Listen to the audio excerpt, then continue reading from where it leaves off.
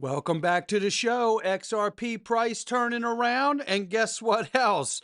There's a bigger plan in place for XRP, and we're about to reveal it right now. Somebody roll that beautiful intro.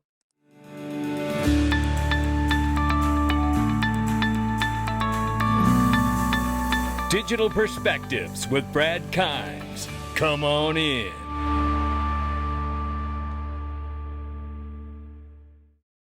Welcome back to the show. You could follow us on X, YouTube, and DigPerspectives.com for exclusive content. Still under 4 trillion right now. We've broke 4 trillion, but we're back under at the moment. It is the weekend, but XRP's turning around. Right now, the cryptocurrency market cap is 3.95. We're off 2.5%. Bitcoin 118,000 plus, Ethereum 3,700 plus as it's waking up. It's been late to wake up in this run. Number 3 spot's XRP at 318. Now we're up 4.9 on the 24 and still off 6.7 on the 7-day. Range of price all the way down to 301. And don't you know I missed it? I hope somebody out there got it and grabbed that dip, made us proud while I was sleeping. Yeah.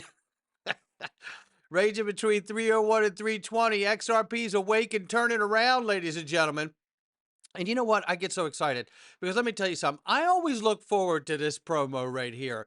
It is Realty Mark. And all you have to do is go to the link underneath my description and go to golfofamericaxrp.com. That's all you have to do. Click there, sign up for the mailing list. You could call, you could text and talk to Daniel. Daniel is talking to so many people right now that are shopping for beautiful places like this. Look at this. This looks like Bahamas right here. But it's not. It's the continental United States, Panama City, Florida, in fact. This is a $375,000 one-bedroom, two-bath condo that's right on the white, sandy, silky beaches of Panama City, Florida. Listen, I'm excited. Look, I have plans to go down there this fall, and I'm going to be seeing some properties because I'm super excited about this, and this is something I intend to do something special for my family. So we have that little retreat where we don't have to leave the continental United States, and I can still get that Caribbean, Bahama Island feel with that beautiful, beautiful water. And look at this cute little place. I don't need something gigantic and big. It's gorgeous down there. Are you kidding me? I imagine sitting out there with a glass of wine with me and Mrs. Backup and the kids. Oh, my goodness gracious. I love it. Yeah. And I love going out there. Oh, look at that. Would you look at that? Listen, $375,000 is nothing. And we're getting ready to get into a bull run. I want to do something nice for my family and have a little getaway retreat like this. I know a lot of you do too. I've talked to a lot of people that feel this way. This is a remarkable opportunity. But let me say this very quickly before I hop off of it. They also will set up and help you get timeshare and all that set up. If you bought this thing outright, whatever your condo fees are, you don't have to timeshare this thing a lot. Just timeshare it enough to pay down your condo fees, right? And then enjoy the rest of it with your family. This is I'm telling you, I'm super excited about this, and I'm looking for the off season to get down there and check that out. Oh boy. Well, let's start right here. Again, golfofamericaxrp.com. Go check it out. Link underneath the video. Sign up. Ask for Daniel. They will personalize the mailing list to suit your needs. Anything you want in Florida, they got you. No doubt about it. This is Altcoin Daily putting out a video here, and shout out to Subjective Views for grabbing it. Eventually, all the XRP haters like Alt Clowns Daily will come around.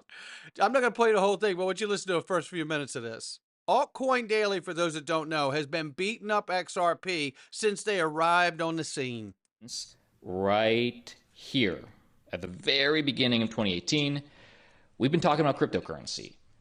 And long-term subscribers may remember that Altcoin Daily, for lack of a better word, was a hater of XRP for a very long time because it is more centralized than Bitcoin. I think it's more centralized than Ethereum, although that's not quite known how. That's not accurate either, but nonetheless, keep listening. How centralized Ethereum is. They keep that a little bit more secret. But why am I now suddenly bullish, or at least giving, I wouldn't say that I'm personally bullish, but I'm saying I got to call a ball. I got to call a strike. And I've changed my mind on XRP. The reason that for such a long time I was bearish on XRP, you could say it started in 2018, but really, especially, it started right around here when Ripple got sued by the SEC for a very, very long time. Even for years and years, I said there was better opportunities. Okay, so he said there's better opportunities when we are being sued. But so in short, Altcoin Daily talked trash on XRP for years while we were being sued when, and in fact, it was a great buying opportunity for XRP holders who understood the real 411. Now Altcoin Daily sees the light. Now that you've missed a 5-year buying opportunity, right? Telling you it was not a good opportunity. That was the time to stack your bags. You know, people like Altcoin Daily as your friends, you won't need any enemies. No, this is more likely that Altcoin Daily realizes XRP is about to explode, and all the hate that they spread about XRP didn't work out for them the way that they wanted it to. This is a simple case of if you can't beat them, join them.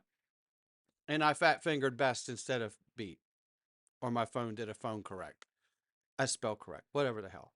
But that's where we're at here. Altcoin Daily, you do not get off the hook. Sorry. You suck. You know. Ripple leads billion-dollar tokenization market as issuance on XRP ledger explodes by 2,200+%. That's what we're talking about. And I'll just give you the first part of this just so you know what's going on here. A massive change in power is taking place. Ripple's XRP ledger is quietly becoming the most powerful force in the tokenization race. In July alone, the tokenized assets issuance on the XRP ledger surged from 5 million in January to 118 million. Yeah, write that down. Meanwhile, Brad Garlinghouse has stated in the past that Ripple's goal isn't to partner with Swift, but to replace it. And we know he said this years ago. And now we're at that place where, you know, it really, look, I'll say this, I shared this story a long time ago. I invented a product for the beach back around 2013, 2015 timeframe. And in doing so, I decided to surround that product that I invented. It was a little portable playpen for the beach. I no longer have it. It's all gone now. So, but the reality is I had this product and I knew that I can't just sell just that product. So I put beach towels, as you can imagine, chairs, umbrellas, the normal shtick that everybody would need around it. Within 28 days, I took probably 10 to 15% of the market share of the largest beach supplier on Amazon inside of 28 days of April. Within a very, very short period of time after that, within, I think, 24 hours after that moment had happened, I got a call from the owner of the largest beach supplier in the world on my phone. I still to this day don't understand how he got my damn phone number. See, you don't have to have 100% of the market capture in order to get the attention of the one who is the market leader. No. 5, 10%. That's it. That's all you need. And you'll be sitting down and talking to these people about exactly how you're going to be working together, because that's really what you're talking about here. So we know that the power of Ripple is much greater than the power of Swift. Swift has all its members and it's owned by banks. But the real reality here is that Ripple does so much more with RippleNet, right? It's not just messaging, it's liquidity and messaging and so much more. So that is something to continually watch, because here we see the banks are coming off the sideline. Ripple stablecoin RLUSD has been tapped or tipped as the top contender for Bank of America stablecoin plans.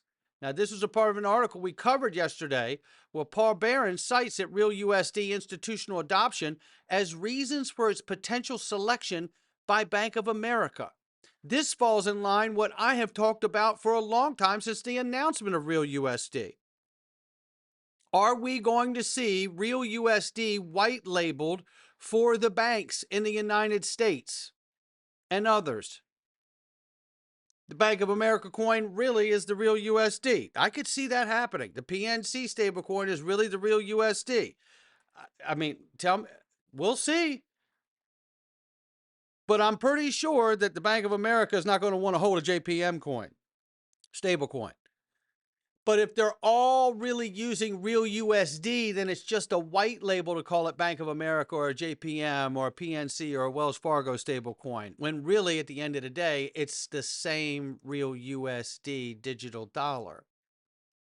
And speaking of dollars, the Treasury Secretary is now pointing out that the Federal Reserve is losing $100 billion a year, and it's time for an internal review. Remember, this is the same Secretary of Treasury that said he took this job because he recognized that there needed to be a new Bretton Woods or a grand economic reordering. Now, I don't need to play the clip because the truth is that this says it right here.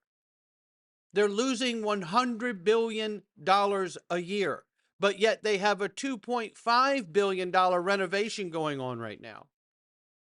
3.1 if you factor in the building they built 5 years ago, too. On the stablecoin front, Phil Kwok from Easy A, shout out to you, Phil. He says, I've been thinking, a stablecoin backed by XRP equals the hardest money ever known. And I grabbed that right away because that's exactly what I feel is the ultimate destination. Real USD plus backed by XRP equals the ultimate plan. This is the goal as far as I'm concerned. This is why they're connecting all the repositories around the world, all the liquidity providers. Because once you get the massive majority of the world's liquidity on the network, you can take a reserve from each sector of the economy. Commodities, stocks, bonds, derivatives, real estate, so on and so on. Oil, silver, copper, blah, blah, blah, blah.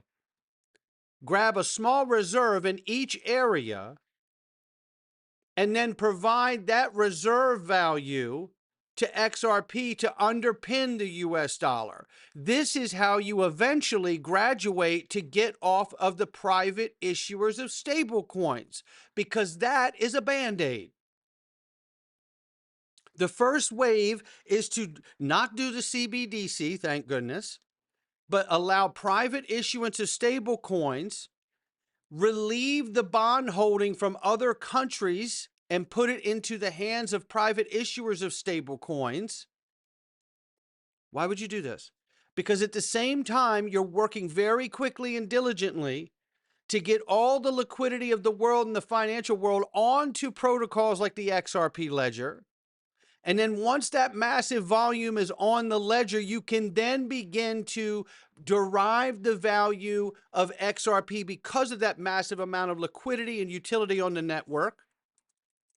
And you can begin to underpin the US dollar with an asset like XRP, which represents every asset in the world.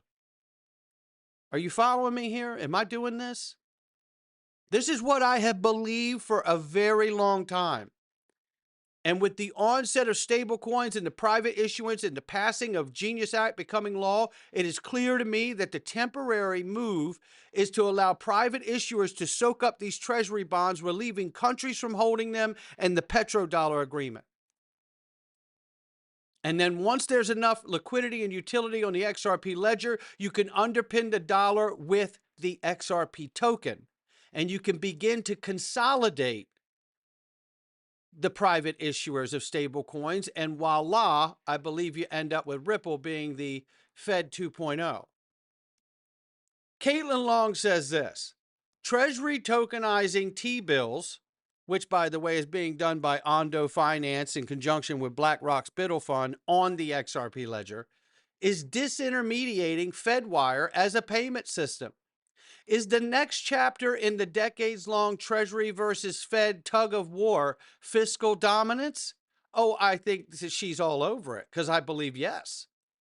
And in fact, even more so, I believe moving to a new digital on-chain economy is in part also about closing the door on the Federal Reserve's power, control, and autonomy. Remember, it's not an accident that we currently have legislation ready to pass that prohibits the Fed from making a CBDC, which means they cannot participate in the new digital on-chain economy. Have a seat on the bench. We'll let you know. So keep your eyes on Ripple and the real USD and XRP. This is the new Fed 2.0 for the new digital on-chain economy, especially if they end up white labeling the US dollar as real USD for all the banks.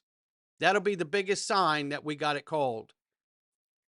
The ultimate goal is the US dollar, real USD backed by XRP. Don't believe it is still true. Lock in. Oliver Michel, CEO of prominent German blockchain venture capital firm, suggests that XRP could emerge as the world's reserve bridge currency, which is the goal, ladies and gentlemen. With growing global demand for efficient cross-border transactions, XRP is increasingly viewed as a key player on international financial stage. Take a listen here.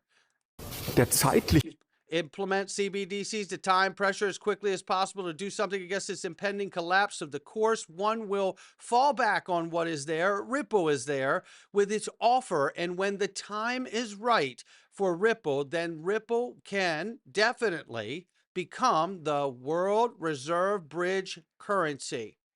And if that is the case, can you delete this and add 4 or 5 zeros to it? There you go. That's what we're looking at. This is the path we're on. This is what I believed before I was ever in YouTube. I've always believed that this is the goal, and I've always believed that no matter what hurdles were in front of Ripple or XRP, that they would get through them. That's why I've always believed the SEC versus Ripple case was as much an audit and vetting process as it was a legal matter. And still to this day, I think it's being held on the sidelines until the proper legislation has become law, just like the Genius Act, and this thing is off to the races because it is designed to work inside of a legally compliant system that doesn't have the legal compliant laws passed yet. Egrag Crypto, insights on 21 EMA and 55 SMA.